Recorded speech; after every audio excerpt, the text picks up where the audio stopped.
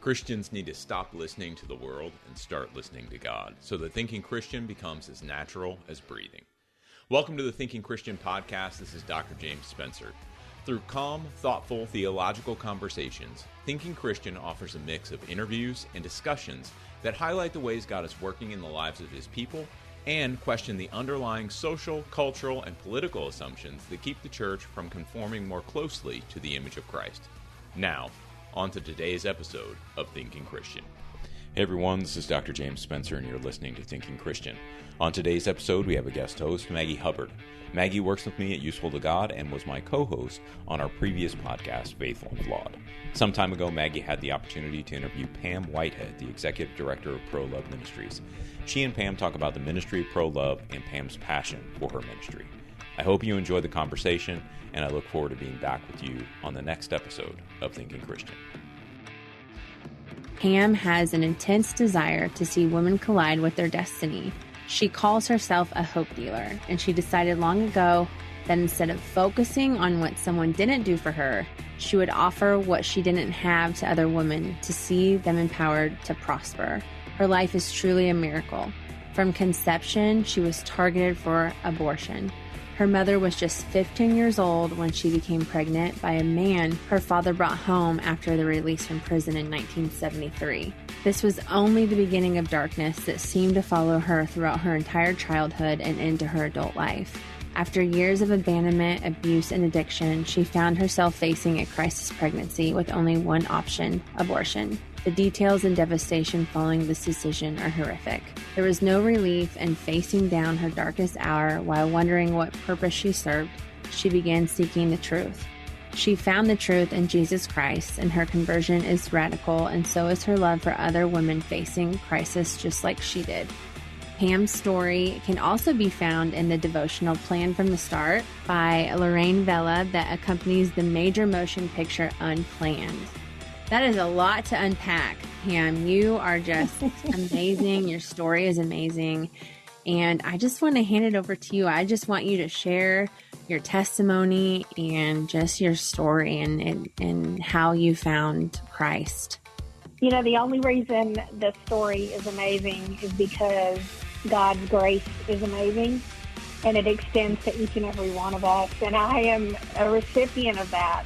You know, my life didn't start out well. I wasn't conceived in hope and expectation. You know, I was an unplanned pregnancy to a very young mother in a very dire circumstance. By all the world's accounts, I was a perfect target for abortion. And my mother, that was her first choice. She went to my grandfather and he said, "No, you're not having an abortion. We'll support you or you can get married, but absolutely no, you're not getting an abortion." And you know, I thank God for my grandfather for standing up for my life. And that wasn't the last time that he stood up for me. You know, I entered into the world unplanned, not a bunch of fanfare. You know, no one was expecting me to be here. And then my mom had 4 children by the time she was 24 years old. They were very young and very, very poor. We grew up very poor. My father was a terrible alcoholic, and he abused my mom physically. And when I was 8 years old, he ended her life. He beat her to death.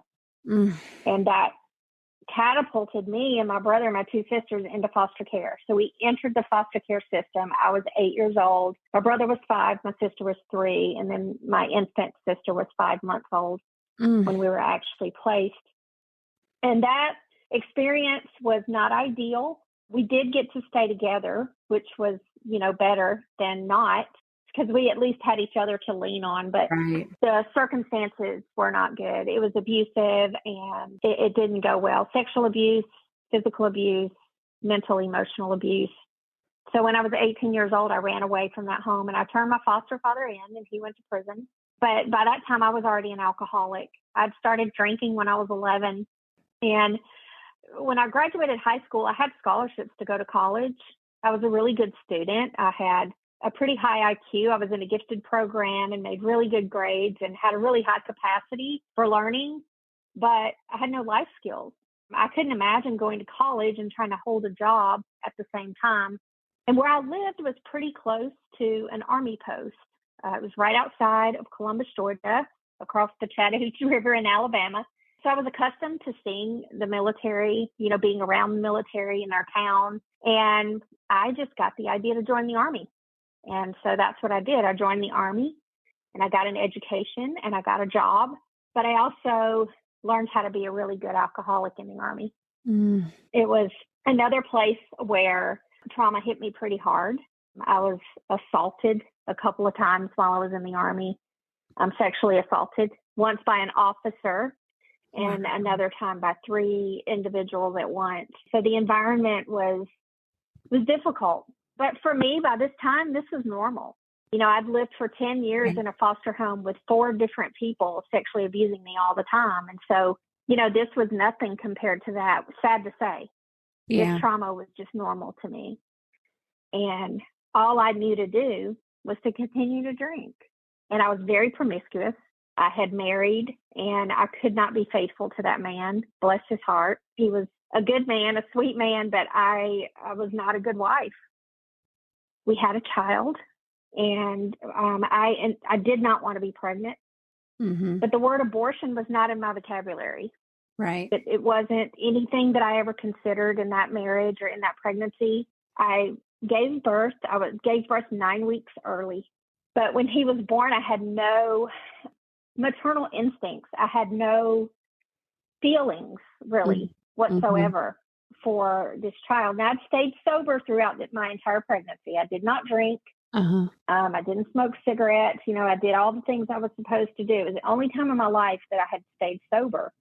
But as soon as he was born, he was put in the NICU because he was so early. And I was discharged from the hospital, and I left the hospital and went to the bar.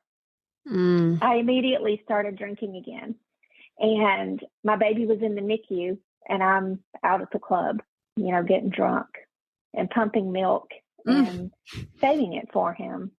And I didn't know what was wrong with me at the time. I didn't have a name for it, Again, I didn't have my mom. I didn't have my dad.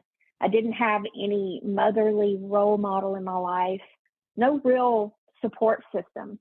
Right. And that's a protective factor that like reduces the severity of crisis in your life. And I just didn't have that. All the trauma that you had been through. And I had no one to really go to. I felt that I had no one to really go to and ask these things. And I was trying to do what felt, but none of this stuff came natural for me, this mothering.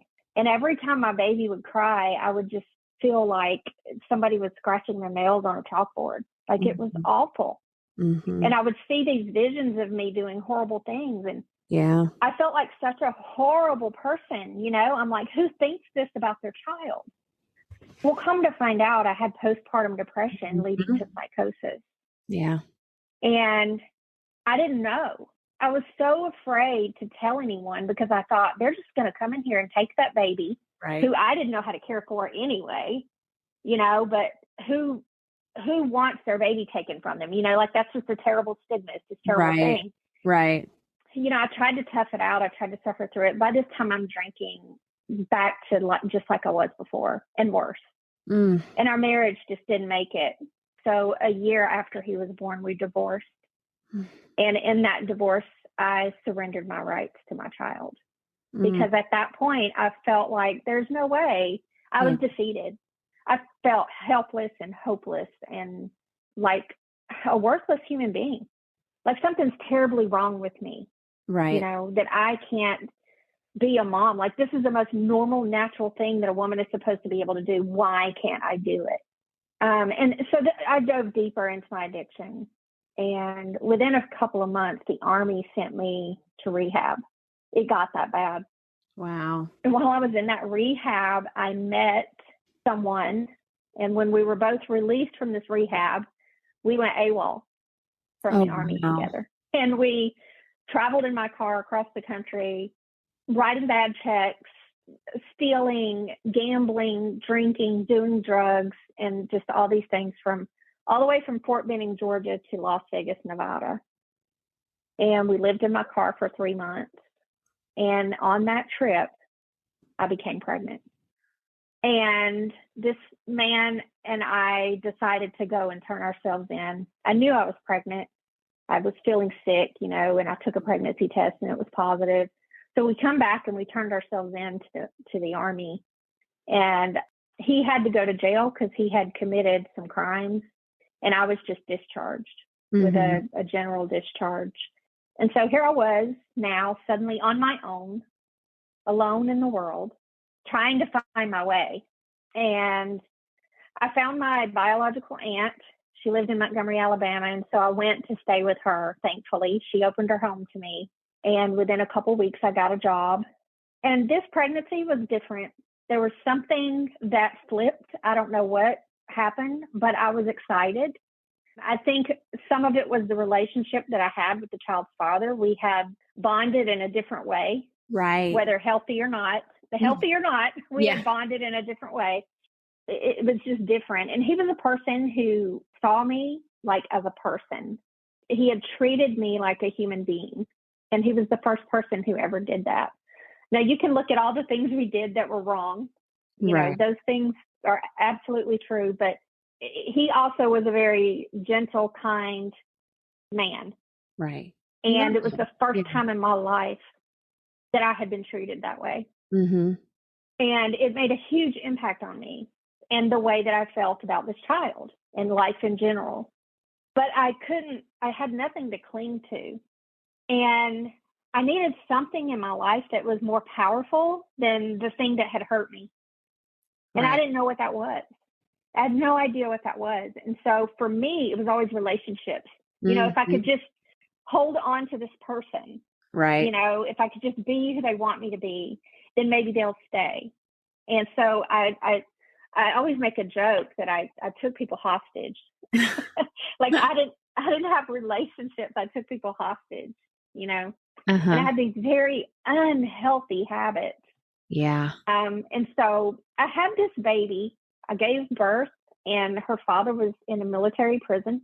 And so I'm alone with this baby. I stayed sober throughout the pregnancy, did all the things that I was supposed to do, had a beautiful birth with a midwife, very easy, just like heavenly experience, and moved out of my aunt's house immediately because I had a job and I'd saved money and I'd done all those things, and moved into my own apartment. And for 10 months, everything was beautiful. I'm taking care of my daughter. Everything was working. I wasn't on any public assistance because I made enough money to handle myself, and I didn't qualify for anything.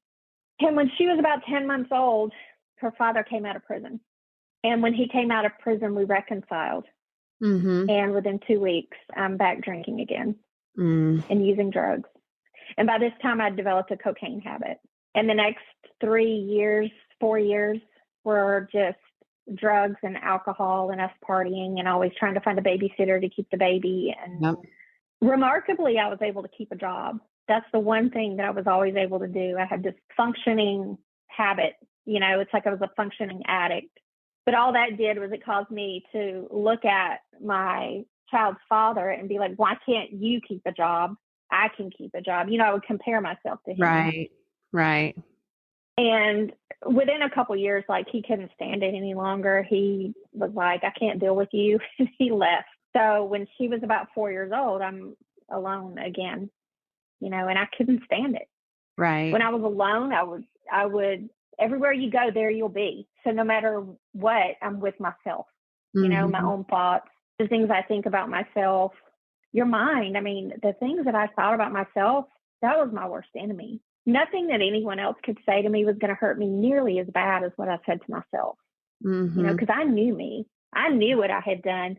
I knew my deep, dark, ugly secrets, the things I did that nobody else knew about to get drugs and, Yeah. And so not long after he left, I dove deeper and deeper and deeper into depravity. And I found myself giving my body away to get drugs in exchange for drugs. And you had a 4-year-old at the time. I did. Yeah. I did. I had a 4-year-old. Yep. I had a boyfriend, and I say that with air quotes, someone that I had taken hostage. Right. Who stayed around, and we did drugs together. So there was always a party kind of going on. And I had this habit of after everyone was done partying, it's as if I was just getting started. Mm-hmm. And so everybody else would stop or lay down to go to sleep or go to bed or whatever. And I would sneak away by myself. Oh my gosh. The words that you speak are created. And I created my own world with my words. We'll be back with Pam Whitehead's story after this.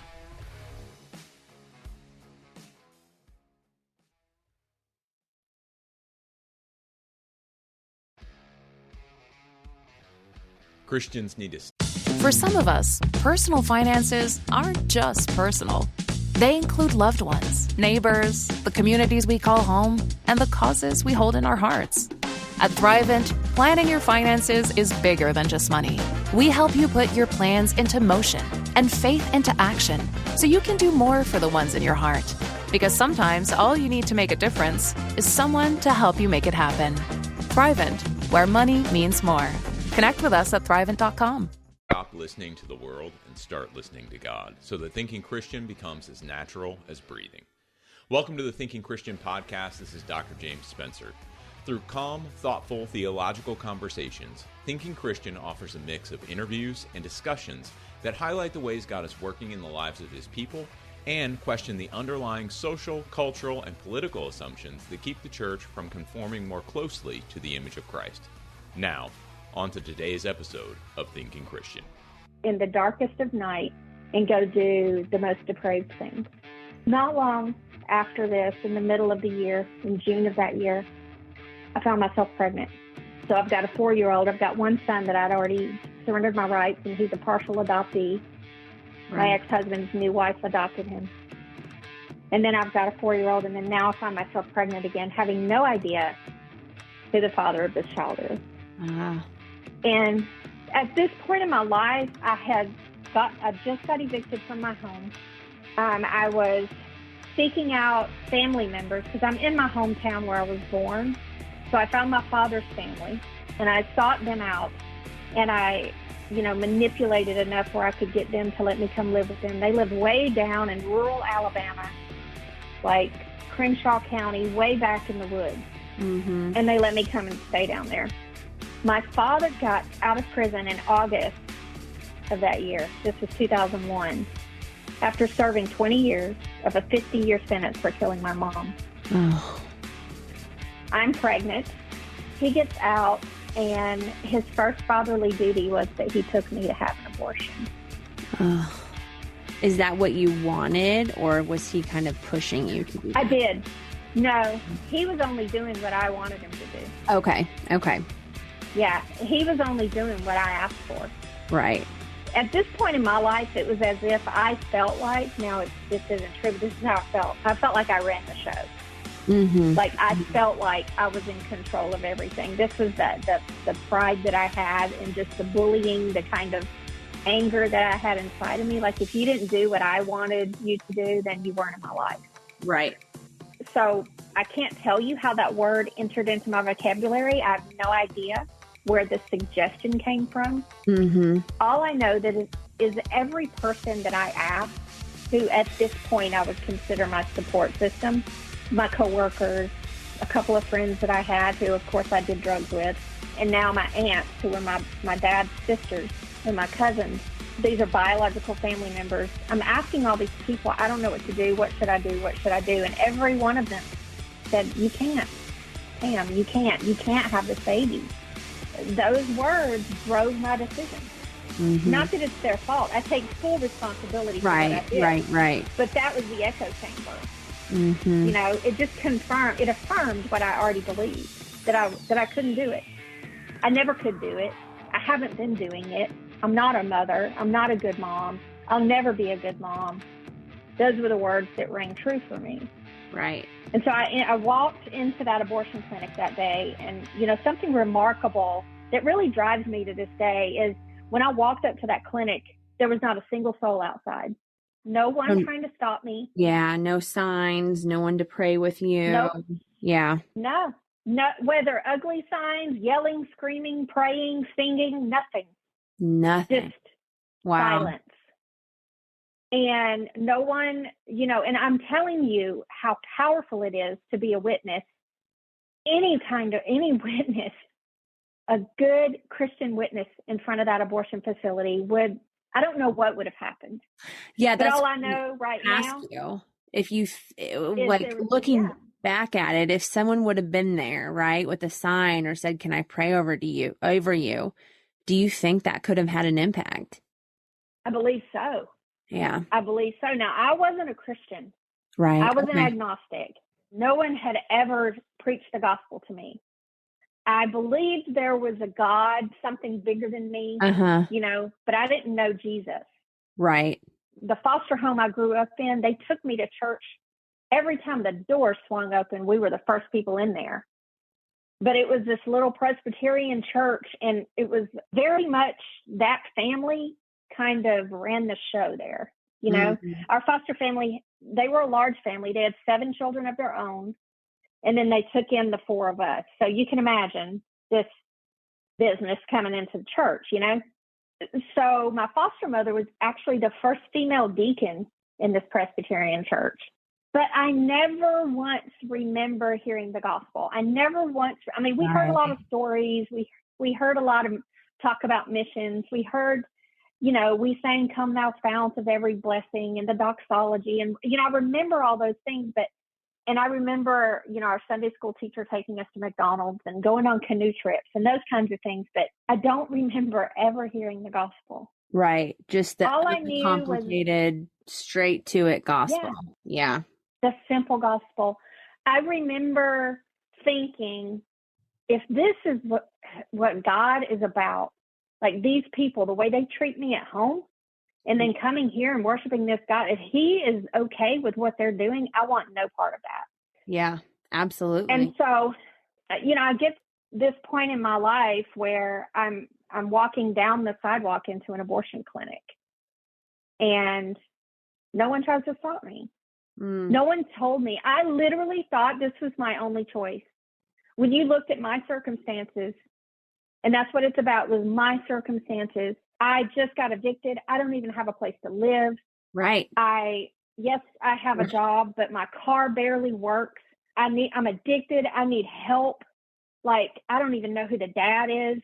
Who knew what my health was like, considering the things I've been doing. And not one person offered me any alternatives to abortion. Yeah, like adoption. No one. Nothing. Or even, hey, you don't have to do that. Let's get you some help and see what happens. Yeah. Or even talk to me about, now, by this time, I am 28 years old, Maggie. I'm not a child. Right. I already had 2 children. I was a medical laboratory technologist. I was not ignorant of what was going on in my body. But you can know something but not have like the revealed knowledge of that thing. Like I understood that I was pregnant with a baby. But even at that time, I was 13 weeks and 4 days pregnant. That's into my second trimester. Yeah. Like all that was driving me was my need. And that's so important for us to understand when we talk about abortion. And so that day I went in, I paid the $468 to have this procedure. There was one doctor there. It was a horrible situation. I ended up being stuck 4 times for them to get an IV going to give me the medication to sedate me, which should have been a red flag for me as a medical professional. I should have known, get up and walk out of here. What are you doing? Right. No, it didn't stop me. The night before I'd been doing drugs. No one asked me. You could probably still smell alcohol on me.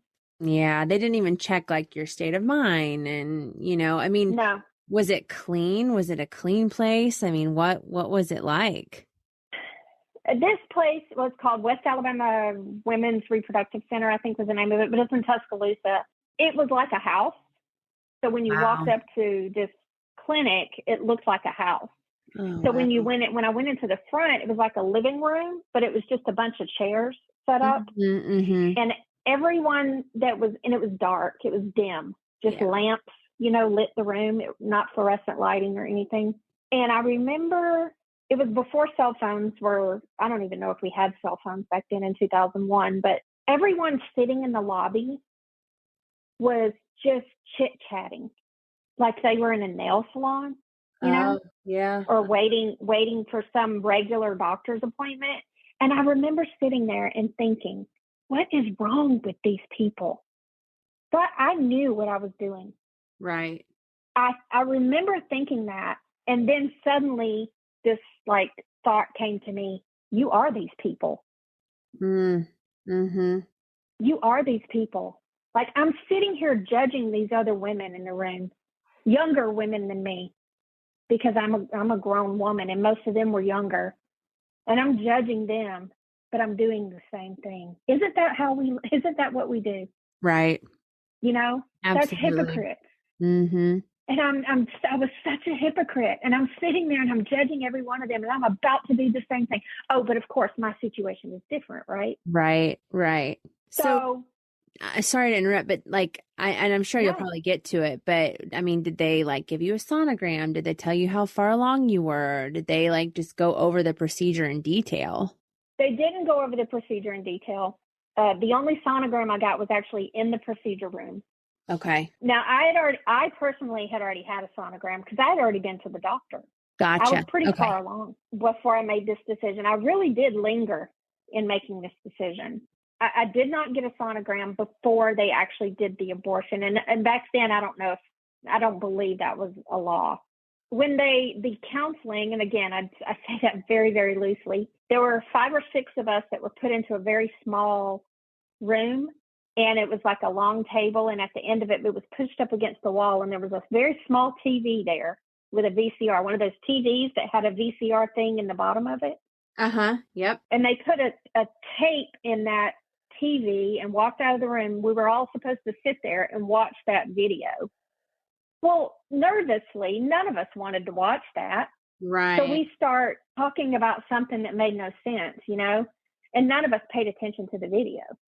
I remember doing a urine sample and getting my finger pricked for anemia, and then they put me in the room. Now, when they put me in that room, again, they tried to stick me 4 times to get this IV started. And by the time they got the IV started, it was just very few minutes later that doctor came in, and he started the procedure. Wow. And I remember him turning on that machine, and it has like a compressor on it, and so it's loud, and then it makes this sucking sound. And I felt pressure in my abdomen, and I felt something like it was like a cut. I can't explain it. It was like a cut, and I kicked my foot out, and he perforated my uterus, and I hemorrhaged all over the place. Oh my! And I remember goodness. hearing this slurping sound, like when you get to the bottom of your milkshake. Yeah. That was the sound that I heard in that room when he was performing this procedure. And I hemorrhaged all over the place. And for about 25 minutes, he tried to pack my uterus to stop the bleeding, and he couldn't do it. And so they had to call an ambulance, and I left that clinic in an ambulance that day. Were you by yourself? My father was with me. Oh, that's right. Your father took you. Oh my goodness. Yes. My father, who had just gotten out of prison. And no one went out. And so like 5 girls went in after me because they're trying. Now, these procedures only take 5 minutes normally. So he's in there 25 minutes trying to stop me from bleeding. And they've got 5 other girls ready to go. And my dad's still sitting out there. He's like, my daughter hasn't come out yet. You know, all these other people who went in after, what's going on? Right. And they put him off and put him off and put him off and wouldn't even tell him what was happening until the ambulance got there. The ambulance came to the back of the building, no sirens. They had taken me from that procedure room and put me on a gurney and in the hallway. And there's no lights on in this hallway. I'm in a dark hallway by myself, laying on a gurney, just waiting on that ambulance to get there. And thankfully, I recovered. Right, You know, but I'm talking to you could have died. Yes. And it wasn't until I watched the movie Unplanned, Abby Johnson's story of leaving Planned Parenthood, and now I was already on staff with Abby. I've been on staff with her for 5 years when Unplanned came out. I'm watching the movie, and the scene where the young girl, her uterus is perforated. I won't give the movie away if you haven't seen it, but when I watched that movie and I saw that scene, it was suddenly that because I had minimized this experience. Right. What did you expect, Pam? What did you expect? You knew better. You know, I really condemned myself and shamed myself for it. And I watched that movie and I saw what happened to that girl. It was suddenly that I realized you almost lost your life. Right. You almost lost your life. That was so unnecessary. Right. And to this day, there's a person missing from my family. Right. He would be 21 years old this year. That was 21 years ago. So it was a February. boy. Yes. I recovered from that procedure, but my life spiraled downward. Yeah. Very terribly after that. And I can make it brief. I attempted suicide several times. I entered into a homosexual relationship. I dove deeper into drugs. I was prescribed opiates after that procedure, and I ended up addicted to them, and methamphetamine. And so my drug addiction just spiraled worse. Yeah. And I found myself about 3 years later in the most hopeless place I'd ever been in my life. At one point, my daughter was taken from me and put into foster care because I got into a violent altercation with someone. Women don't do that. I mean, what in the world? Here I was, I'd become just like my dad. Violence and alcohol and drugs. And the thing I vowed, an inner vow is, those words, oh my gosh, the words that you speak are created. And I created my own world with my words. And I spoke those things over me. I'll never be like my dad. You're listening to Pam Whitehead's story on Thinking Christian. Stick around for the conclusion. For some of us, personal finances aren't just personal. They include loved ones, neighbors, the communities we call home, and the causes we hold in our hearts. At Thrivent, planning your finances is bigger than just money. We help you put your plans into motion and faith into action so you can do more for the ones in your heart. Because sometimes all you need to make a difference is someone to help you make it happen. Thrivent, where money means more. Connect with us at Thrivent.com.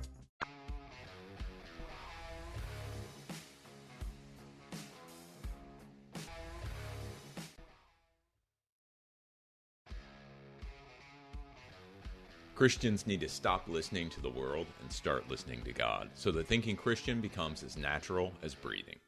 Welcome to the Thinking Christian podcast. This is Dr. James Spencer. Through calm, thoughtful, theological conversations, Thinking Christian offers a mix of interviews and discussions that highlight the ways God is working in the lives of His people and question the underlying social, cultural, and political assumptions that keep the church from conforming more closely to the image of Christ. Now, on to today's episode of Thinking Christian. And I spoke those things over me. I'll never be like my dad. And I was just like him. Yeah.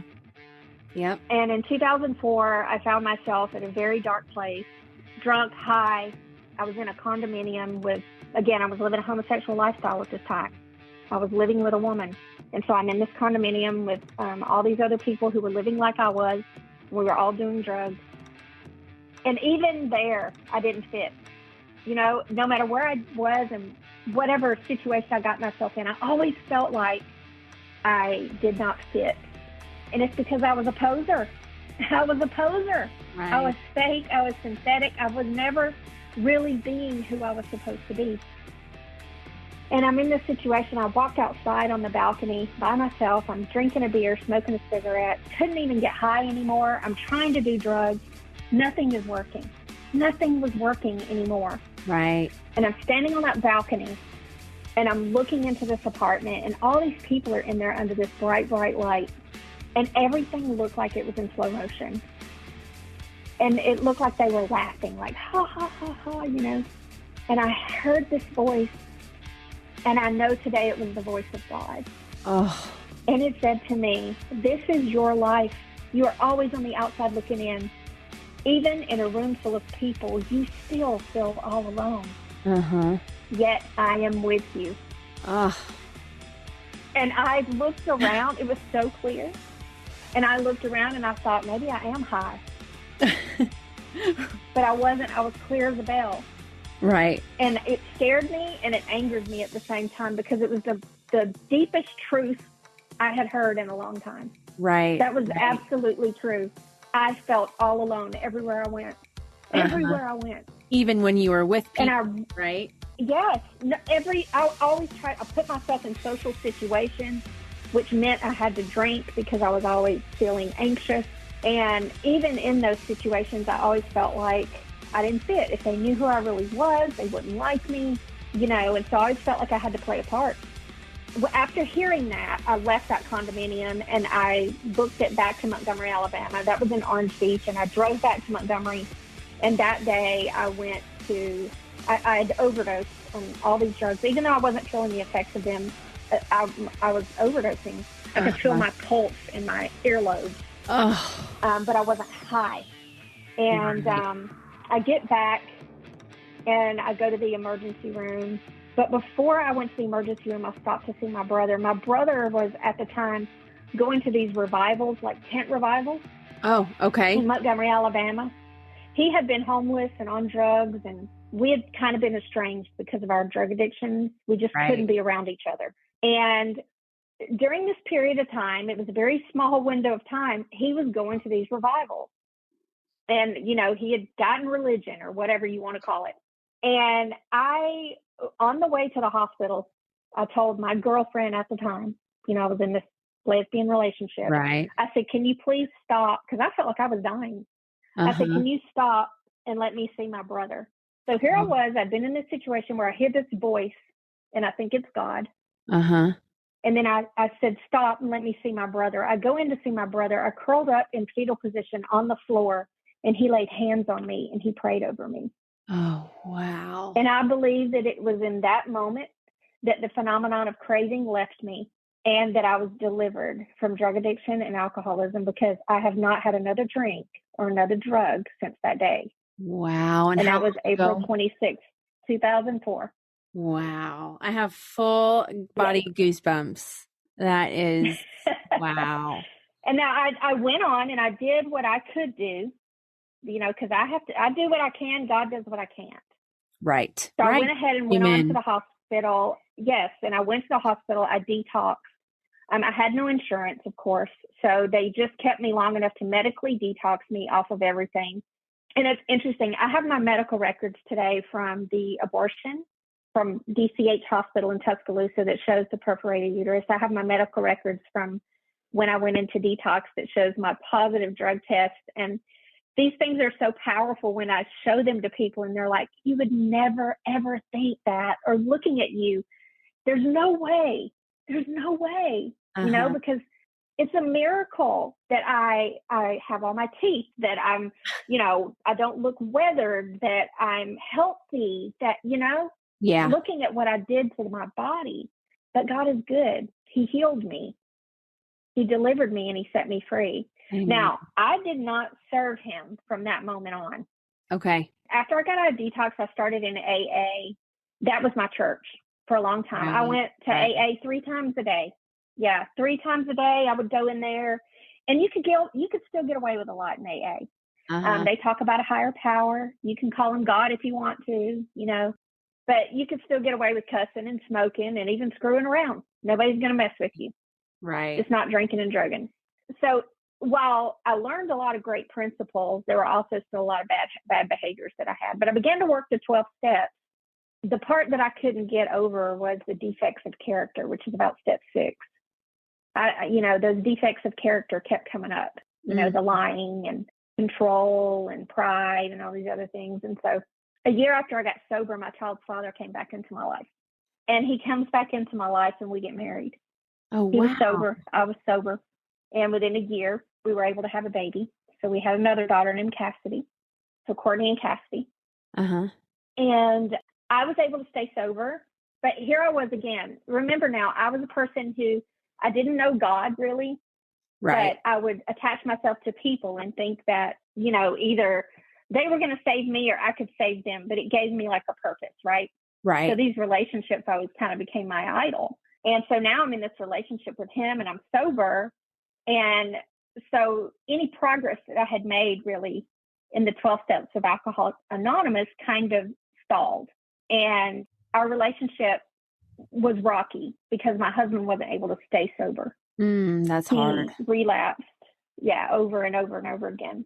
And then in 2009, his brother was diagnosed with brain cancer. And so he's originally from Texas. I'm from Alabama. And we left Alabama and came to Texas. Not long after we got here, he relapsed again.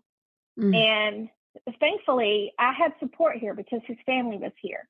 So Right. before any time that happened, I'm kind of trying to deal with it on my own, Right. And this time I didn't have to do that. And his cousin, I really just kind of wanted to go and whine about it. And she tells me, hey, why don't you come to church with me? And I'm like, I do laundry on Sundays. I'm not going to church. Right. And she kind of thought I was joking. And I'm like, no, I'm serious. Like, that's my laundry day. She was like, okay. And she asked me again, and I was like, I'm not going. Like, I don't know why you even wasting your time. And finally I said, listen, I'll make a deal with you. You can keep asking me, but don't get mad if I say no. And she's like, okay. Basically, let's see who wins this fight. Right. And she kept asking. And finally I said yes. Oh. And so I went to church. And I tell you something. Now, I had walked into that little church. My foster family took me in every Right. time the doors were open. Right. But I never understood the scripture where the Spirit of the Lord is, there's liberty, until I walked into this church. Wow. And immediately I knew there's something here that I've never felt before in my life, and it was freedom. Mm-hmm. I Yeah. had never known what it felt like to be free. Actual And these people freedom. were free. Mhm. Yes, and they had something that I wanted, and they had hope, and they had smiles in their faces, and they didn't have a lot of money, they didn't have a lot of possessions, but they were Right. full of life. And I'm like, what kind of drugs are you on? I haven't tried those drugs. What drugs are you on? And I know. And so I get in there and I hear this. It was a couple of weeks before I really surrendered, but I heard a message on Ephesians 5, which was order in the home. Christ is the head of every man. Man is the head of every woman. And, the man must love his wife as Christ loves the church, and the woman must respect her husband. And I'm listening to these things, and I'm like, man, that's it. These people got this like in line, and I don't have that. Like, I run my household, and I'm always discontent, and I'm ticked off because I'm the one having to handle the bills and handle all the decisions. And that's not how it's supposed to be. And no wonder, Mhm. Yeah. And that message is what led me to the altar. Wow. It was that message. I wanted family. Right. And I wanted it to be, I said, these people have something and I want it. And from that moment on, I began to read the Word of God. And that Word transformed my mind, set me free. Listeners, that is all the time that we have for today. Thank you so much for joining us for the second part of this interview as we continue our discussion on about Pam's journey, and then talk more in depth about what Pro-Love Ministries is doing for women and a mother once she chooses life for her baby, and how they come alongside and support her before, during, and after her pregnancy. I cannot wait to share with you all what they are doing for the world. I want to take just a second to thank the team at Life Audio for their partnership with us on the Thinking Christian podcast. Christians need to stop listening to the world and start listening to God, so that thinking Christian becomes as natural as breathing. Life Audio.